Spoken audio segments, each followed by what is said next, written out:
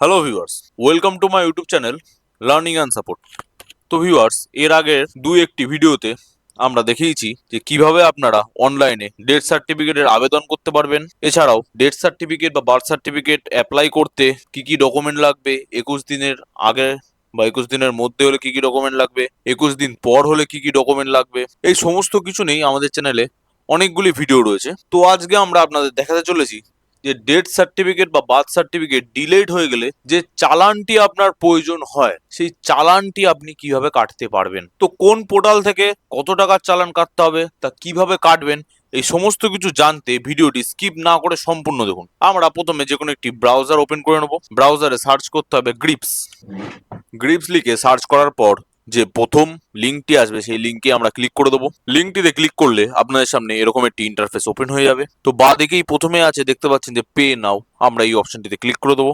Pay নাও অপশনে click করলে প্রথমে আপনাকে আপনার মোবাইল নাম্বারটি চাওয়া হবে। এখানে আপনি মোবাইল নাম্বারটি পুট করে দেবেন। মোবাইল নাম্বারে একটি ওটিপি যাবে, সেই ওটিপিটিও এখানে পুট করে কন্টিনিউ অপশনে ক্লিক করে দেবেন।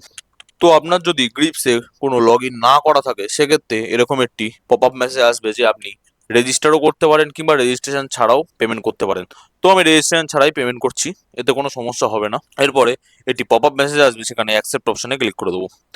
তো যদি আপনি এটি ডেথ সার্টিফিকেট বা বার্থ সার্টিফিকেটের চালান হিসাবে কাটতে চান, তো প্রথমে আপনাকে এখানে ডিপোজিটারে আপনার নামটি পুট করতে হবে। যে অ্যাপ্লাই করছেন বা অ্যাপ্লিকেটারের নামটিও পুট করতে পারেন। এরপরে তার ফোন নাম্বার, মেল আইডি, সম্পূর্ণ অ্যাড্রেস দুই জায়গায় দিয়ে দেবেন।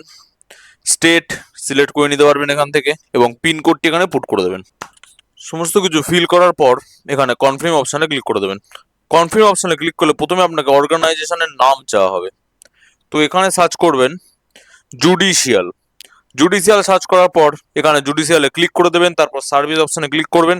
এইখানে দেখবেন নিচের দিকে আপনি পেয়ে যাবেন registration of death, birth and license fees of law clerk. তো এই অপশনটি ক্লিক করে নিচে ইউজার টাইপে ডিপোজিটার সিলেক্ট করে দেবেন।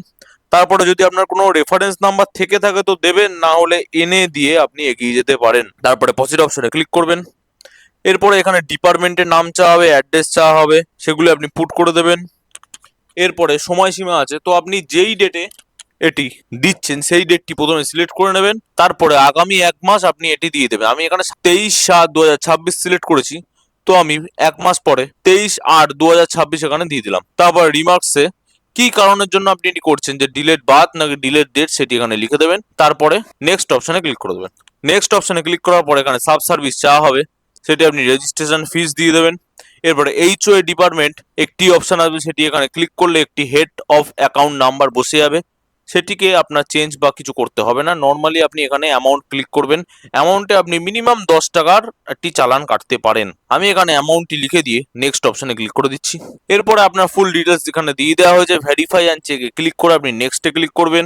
এরপর পেমেন্ট মোড আপনি আপনার সুবিধা মতো সিলেক্ট করে নিতে পারেন।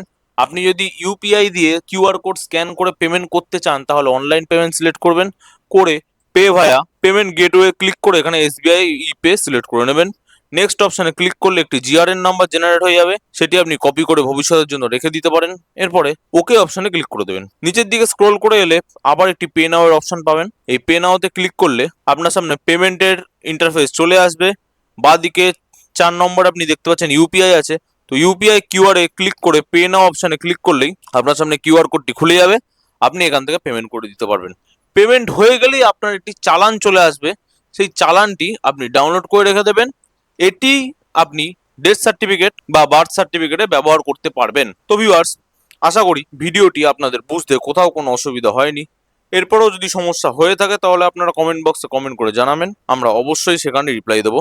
এছাড়াও আপনারা আমাদের স্থায়ী সাইবার ক্যাফ কর জেরক্স সেন্টার থেকে অনলাইন সার্ভিস নিতে পারেন। অনলাইন সার্ভিস নেওয়ার সময় সকাল 10টা থেকে দুপুর 2টো এবং বিকেল 5টা থেকে রাত্রি 9টা। ভিডিওটি সম্পূর্ণ দেখার জন্য ধন্যবাদ।